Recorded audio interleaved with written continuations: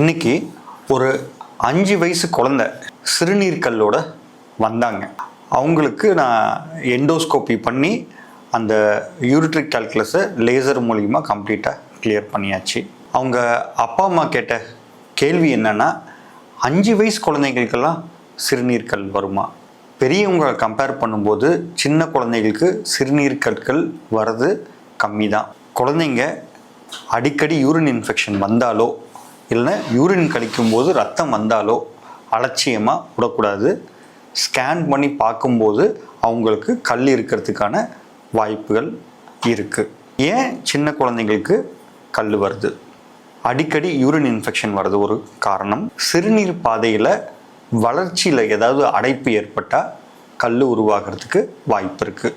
Like கிட்னியோட வரப்பாதையில் blockage, குழந்தைகளுக்கு பிறவியிலே யூரினில் calcium உப்பு, ஆக்சலேட் உப்பு மற்றும் யூரிக் ஆசிட் உப்பு அதிகமாக வெளியேறதுனால கல் உருவாகலாம். இல்லைன்னா யூரிட்டரில் எக்டோபிக் யூரிட்டர், இதெல்லாம் பிறவியிலே கிட்னி ப்ராப்ளம்னு சொல்லுவாங்க.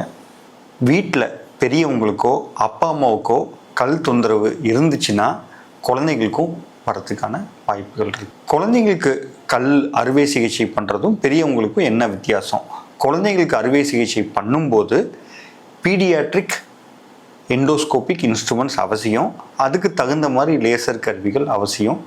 அண்டு குழந்தைங்களுக்கு மயக்கம் கொடுக்குற சிறப்பு டாக்டர்கள் அவைலபிள் இருந்தால் தாராளமாக நம்ம அது பண்ணலாம். இப்போ கல் கிளியர் பண்ணியாச்சு, வேற என்ன பண்ணணும்? முக்கியமாக மறுபடியும் இந்த கல் வராமல் இருக்கிறதுக்கான காரணங்களை கண்டுபிடிக்கணும். யூரின் டெஸ்ட் மூலியமாகவும் 24 மணி நேரம் யூரின் டெஸ்ட் மூலியமாகவும் இந்த கல் வரத்துக்கான காரணம் என்னென்னு கண்டுபிடிச்சி அதை சரி செஞ்சால் மறுபடியும் வராமல் தடுக்க முடியும்.